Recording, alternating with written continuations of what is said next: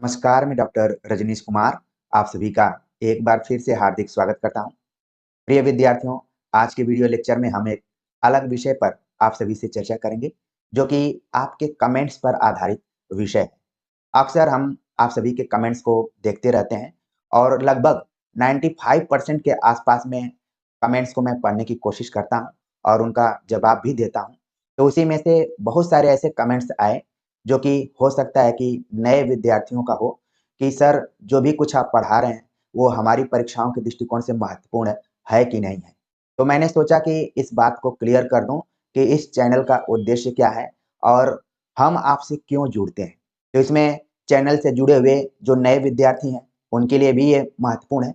जो विद्यार्थी कभी कभार अतिथियों की तरह, मेहमानों की तरह आते हैं और एक दो वीडियो देखकर चले जाते हैं और चैनल को सब्सक्राइब नहीं करते हैं, उनके लिए भी ये महत्वपूर्ण हो सकता है। और जो अपने विद्यार्थी हैं, जो इस चैनल के उतार चढ़ाव में हमेशा साथ बने रहते हैं, मनोबल बढ़ाते हैं और हमारे कामों की सराहना करते हैं कि जो कुछ आप कर रहे हैं वो अच्छा कर रहे हैं, तो उन विद्यार्थियों के लिए भी महत्वपूर्ण है। तो कई बार लोगों को लगता है कि हम इस चैनल पर आए हुए हैं तो हमारा उद्देश्य क्या हो सकता है, पैसा कमाना हो सकता है या फिर समाज सेवा करना हो सकता है। प्रिय विद्यार्थियों, जो शुरुआती दौर से जुड़े होंगे वो अच्छे से जानते होंगे कि इस व्यक्ति के सामने पैसे का बहुत कुछ मोल नहीं है। वो कहीं समाज सेवा के दृष्टिकोण से भी काम कर सकता होगा।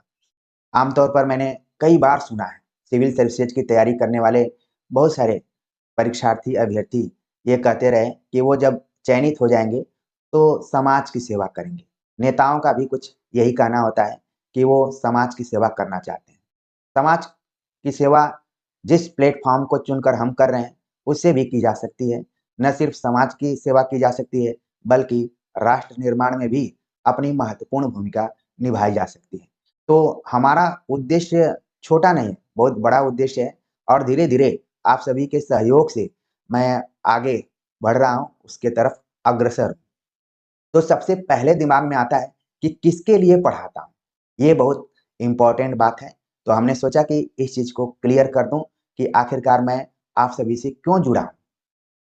तो देखिए, यहाँ पर मुख्य तौर पर तो परीक्षाओं की तैयारी कराई जाती है, लेकिन कोशिश ये की जाती है कि परीक्षाओं के साथ-साथ आपको कक्षाओं का भी अनुभव प्राप्त हो, आपको लगे कि हम किसी क्लास में बैठे हुए हैं।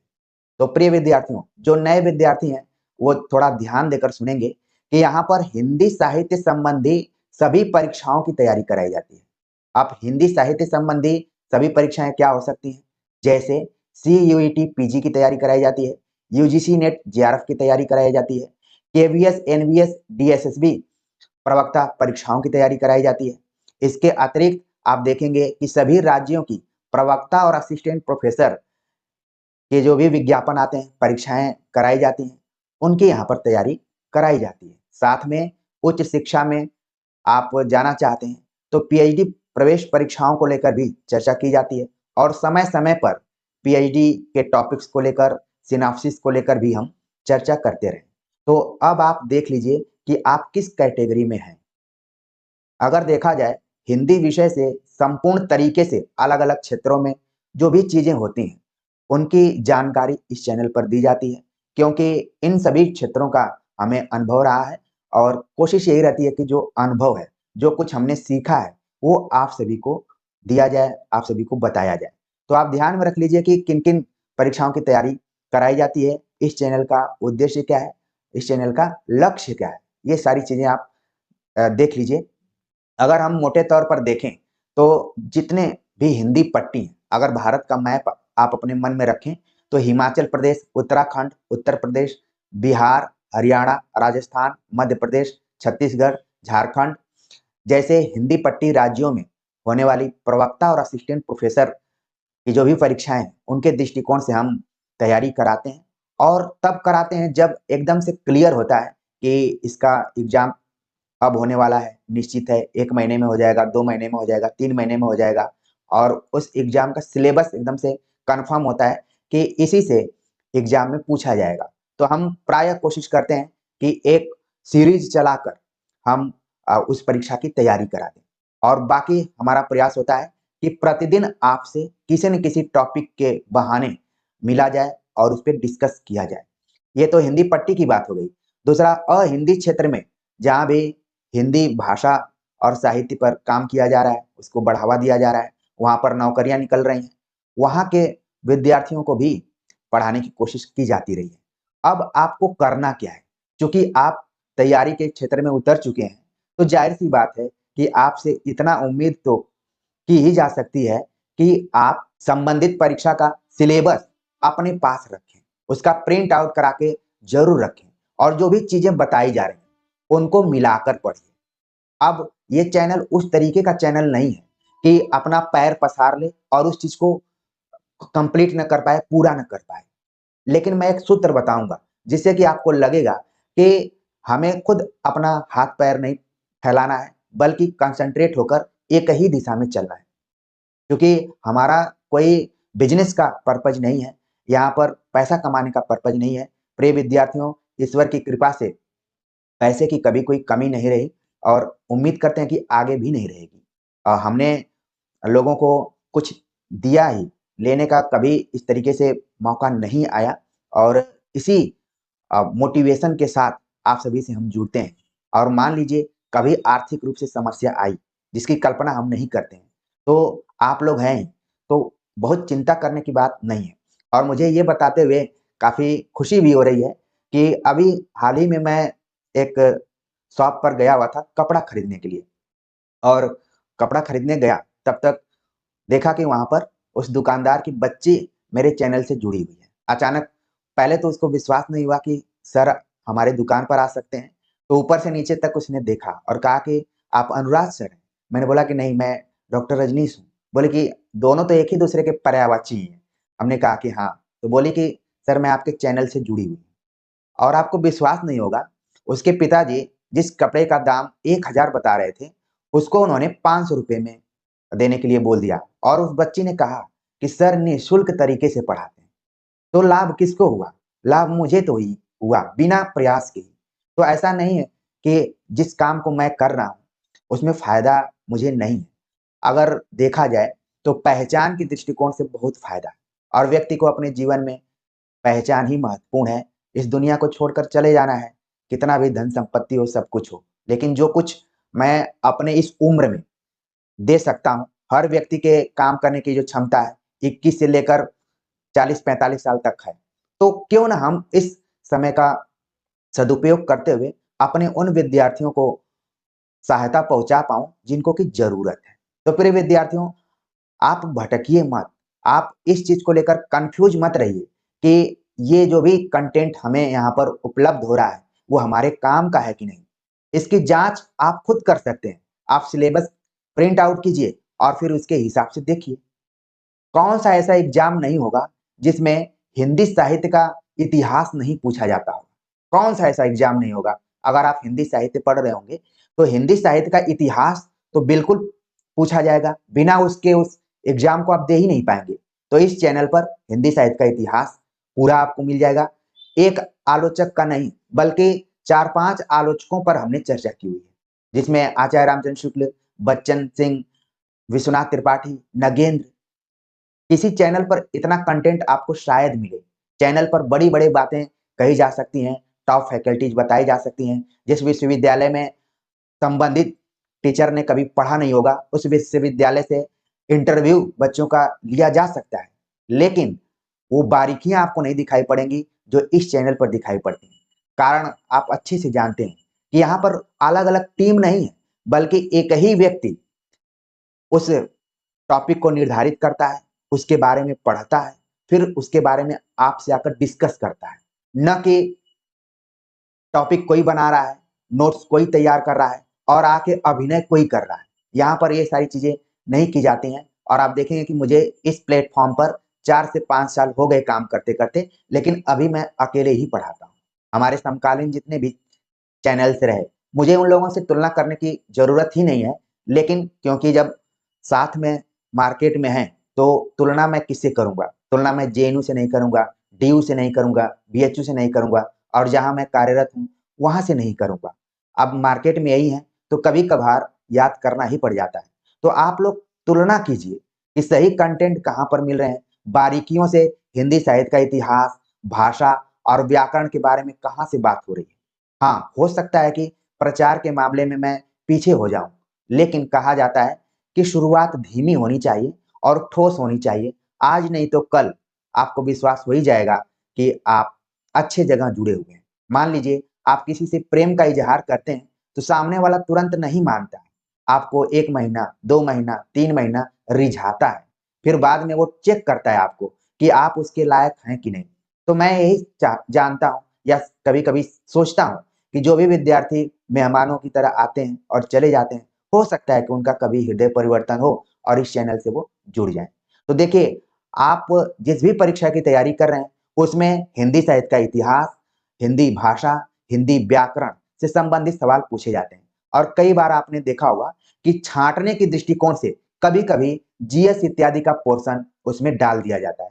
तो इसकी तैयारी आप अलग से कर सकते हैं। लेकिन हिंदी साहित्य से रिलेटेड जो भी टॉपिक्स हैं, वो यहाँ पर आपको मिल जाएँगे। सबके प्लेलिस्ट अलग-अलग बने हुए हैं, आपको कहीं खोजने की ज़रूरत ही नहीं है। और हमारा जो अगला उद्देश्य है कि परीक्षाओं के पैटर्न के हिसाब से तैयारी कराना, अभ्यास कराना, पहले आपको सब्जेक्टिव तौर पर मजबूत करना, मतलब कि अपनी तरफ से कुछ देना, इसके बाद उसका उसका मूल्यांकन करवाना। ये सारी चीज़ें हैं। और जैसा कि मैंने बताया कि हमारा प्रयास ये होता है कि हम खुद उस विषय पर पढ़ें, तब आपको पढ़ाएँ और सबसे ज़रूरी चीज़ है कि गुणवत्ता का ख़्याल रखें। ये नहीं कि आके हो हल्ला कर रहे हैं, 20 मिनट में 2 क्वेश्चन्स सॉल्व करवा रहे हैं, इस तरीके से नहीं करना है। हमारी कोशिश रहती है कि 20 मिनट में कम से कम 40 क्वेश्चन आपको सॉल्व करवाया जाए, क्योंकि आपके समय की कीमत है। तो समय की कीमत का यहाँ पर ध्यान रखा जाता है। इसीलिए आप देखेंगे कि हमसे जुड़ने वाले विद्यार्थियों की संख्या लगभग 1 लाख होने वाली है, जब मैं आपसे चर्चा कर रहा हूँ। लेकिन अभी तक मेरा कोई ऐप नहीं आप देखेंगे। मैंने कोई कोर्स लॉन्च नहीं किया। मैं परीक्षाओं के हिसाब से तैयारी कराता हूँ और मेरा तो ये मानना है कि अगर मेरे संपर्क में आप हैं, मुझसे रोज़ आप केवल चैनल पर मिलते हैं, तब भी आप सफल हो सकते हैं। मुझे याद आता है कि हमारे बहुत सारे विद्यार्थी सेब पर बिंदी लगाते थे और मैंने देखा तो मुझे बड़ा आश्चर्य हुआ। मैंने पूछा कि से पर बिंदी लगती है या फिर में पर बिंदी लगती है? आज जो विद्यार्थी से पर बिंदी नहीं समझ पाते थे कि लगती है कि नहीं, वो आज असिस्टेंट प्रोफ़ेसर के दौर में हैं और अच्छा कर रहे हैं अपनी लाइफ़ में। तो कहने का मतलब ये है कि हमारा साथ ही आपके मंजिल तक पहुँचने में सहायता दे सकता है, आपको लाभ पहुँचा सकता है। ठीक है? इस चीज़ को आपको ध्यान में रखना है। कई बार बच्चे कमेंट्स करते हैं कि सर आप पीडीएफ नोट्स क्यों नहीं देते हैं? हमें पीडीएफ नोट्स दीजिए। चूँकि मैं मेहनत करके बनाता हूँ और अगर मैं पीडीएफ नोट्स आपको दे दूँगा, तो ये फ्रॉड भरी दुनिया तैयार है उसको कैच करने के लिए और पीडीएफ का बहुत ज़्यादा रोल आपकी तैयारी में नहीं है। आप अगर ध्यान से किसी लेक्चर को सुन रहे हैं, तो आप अपने से नोट्स बनाइए। अपने नोट्स को बनाएँगे, हाथ से लिखेंगे, तो वो चीज़ें आपके दिमाग में बैठेंगी और आप परीक्षा के दृष्टिकोण से मजबूत होंगे। किसी के नोट्स को अगर पढ़ के लोग सफल हो जाएँ, हालाँकि कुछ नहीं मिलता है, तो लोग कह देते हैं कि मैंने फलाना का नोट्स पढ़ा, मैंने ढिकाना का नोट्स पढ़ा। लेकिन सही मायने में अगर वो खुद से नहीं मेहनत किए होते, तो क्या वो सफल हो जाते? आप याद कीजिए जो प्रमुख अ, कोचिंग सेंटर्स हैं, जो नोट्स देते हैं, खासतौर से मैं सिविल सर्विसेज की भी बात कर रहा हूँ। अगर नोट्स से ही सब कुछ होता, तो उस नोट्स को पढ़ने वाले सभी आज सफल होते। लेकिन उसमें से कितने लोग सफल होते हैं? नोट्स आप लीजिए, उसके लिए मैं मना नहीं करूँगा, लेकिन आप मेहनत भी कीजिए, अपने से उसको देखिए, अपने से नोट्स बनाइए।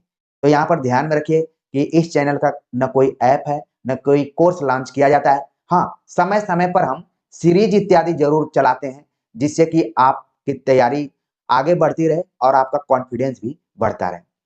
पीडीएफ नोट्स के लिए मैं आप सभी से क्षमा ही माँग सकता हूँ। हो सकता है कि इन विषयों को लेकर मेरी कुछ किताबें आपके सामने दिखाई पड़ें, ठीक है? और मेरा उद्देश्य क्या रहा है कि अभावग्रस्त जो गरीब विद्यार्थी हैं, जो जिनके पास इस तरीके का संसाधन नहीं है कि वो महँगे-महँगे नोट्स लें, महँगे-महँगे कोचिंग्स में जाएँ और वो चाहते हुए भी कुछ न कर पाएँ, तो वो विद्यार्थी यहाँ पर जुड़कर उस काम को कर सकते हैं, सफलता हासिल कर सकते हैं, जिनके अंदर करने का जज़्बा है। तो आप देख रहे हैं कि हमारा जो उद्देश्य है, वो बहुत बड़ा है, छोटा-मोटा उद्देश्य नहीं है और यहाँ पर ज़्यादातर बातें शांति से और धैर्य से करने की कोशिश की जाती हैं और चीज़ों को समझाने का प्रयास किया जाता है। तो जितने भी विद्यार्थी यहाँ पर जुड़े हुए हैं, मुझे पूरी उम्मीद है कि अब उनके दिमाग में ये बात आएगी ही नहीं कि जो चीज़ें बताई जा रही हैं, वो उनके काम की हैं कि नहीं है। अब आप समझ गए होंगे कि काम की चीज़ का कैसे पता चलेगा? जिस भी एग्ज़ाम की आप तैयारी कर रहे हैं, उसके सिलेबस को देखिए और हमारे लेक्चर्स को देखिए। यहाँ पर मजबूरी में बताना पड़ता है कि फलाँ चीज़ फलाँ परीक्षा के लिए, फलाँ चीज़ फलाँ परीक्षा के लिए। देखा जाए तो कुछ ऐसे टॉपिक्स हैं जो कि हर परीक्षा के लिए महत्वपूर्ण हैं। हाँ, जैसे यूजीसी नेट है, तो उसमें जो भी टेक्स्ट लगे हुए हैं, ज़ाहिर-सी बात है कि उस परीक्षा से रिलेटेड रहेंगे। यूपी हायर एजुकेशन की तैयारी कर रहे हैं, तो उसमें भी कुछ ऐसे टेक्स्ट हैं जो कि यूजीसी और यूपी हायर में कॉमन है। उसके लिए आपको पढ़ना पड़ेगा, अलग से पढ़ना पड़ेगा। कहीं जीएस दे दिया गया, अलग से पढ़ना पड़ेगा। हाँ, केबीएस का अगर आप प्रिपरेशन कर रहे हैं, तो उसका सिलेबस बिल्कुल अलग है। तो केबीएस का हमने अलग प्लेलिस्ट ही बनाया हुआ है और सिलेबस के मुताबिक पढ़ाया है। केबीएस के बहुत सारे विद्यार्थी यहाँ से सफल हुए थे। अगर यहाँ चैनल पर जो भी विद्यार्थी जुड़े हुए हैं, वो चाहते हैं कि केबीएस की तैयारी करें, तो प्लेलिस्ट को देखते हैं और अपने टाइम टेबल के हिसाब से पढ़ते रहें। ठीक है? तो निश्चित तौर पर आपको सफलता मिलेगी। न जाने क्यों मुझे ऐसा लगता है कि अगर आप मेरे संपर्क में हैं और दृढ़ संकल्प के साथ अपने टाइम टेबल को बनाकर रोज-रोज पढ़ रहे हैं, तो निश्चित तौर पर आपको सफलता मिलेगी। आपको महँगी कोचिंग जॉइन नहीं करना पड़ेगा, महँगे नोट्स भी नहीं खरीदने पड़ेंगे। तो उम्मीद है कि बातें आप समझ पा रहे होंगे क्योंकि अच्छी बातें जल्दी नहीं समझ में आती हैं। जब तक आप कई बार चक्कर नहीं लगा लेते हैं, कई जगह धोखा नहीं पा पाते हैं, तब तक मन को तसल्ली नहीं मिलती है। आम तौर पर वर्तमान समय में कई बार मैं सोचता हूँ कि कुछ लोग पढ़ लिख कर दहेज लेने की बात नहीं करते हैं। तो बहुत सारे लोग हैं, वो बोलते हैं कि ज़रूर उसमें कोई कमी होगी, इसलिए वो दहेज नहीं ले रहा है। हमारे सोसाइटी में बहुत लोग ऐसे हैं, जो दहेज देने के लिए एकदम तैयार हैं। लाखों, करोड़ों रुपए में खरीदने के लिए तैयार हैं। अगर कोई मना करता है अपने प्रगतिशीलता की वजह से, तो सामने वाले को लगता है कि इसके अंदर ज़रूर कोई न कोई कमी होगी, नहीं तो ये पैसा क्यों नहीं ले रहा है? और उसी तरीके से यहाँ पर अगर मैं आप सभी को फ्री पढ़ा रहा हूँ, तो लोगों को लगता है कि ये इस दुनिया का सबसे मूर्ख और पागल व्यक्ति है, जो कि पैसा ही नहीं ले रहा है। इसको तो पैसा लेना चाहिए। बहुत सारे लोग बोलते हैं। तो पैसा ही सब कुछ नहीं होता है, लेकिन आप अगर कुछ करना चाहते हैं, तो उसके साथ-साथ आप समाज सेवा कर सकते हैं। तो आप ये मानकर चलिए कि जो हमारा ये प्रयास है, वो सोशल वर्क के दृष्टिकोण से है। क्योंकि मेरा ये मानना है कि अभी तक ईश्वर की दृष्टि से कभी कमी तो नहीं हुई, अगर कमी होती भी है, तो आप लोग किस दिन काम आएँगे? तो वो चीज़ है, ठीक है ना?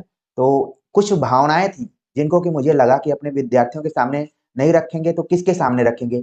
और कितने कमेंट्स का जवाब देंगे?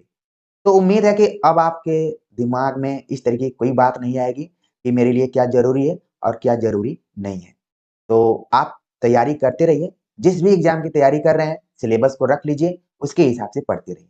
तो उम्मीद है कि हमारी बातें आपको समझ में आ गई होंगी और ज़रूर कमेंट्स करेंगे। मिलते हैं एक नए टॉपिक के साथ, तब तक के लिए नमस्कार।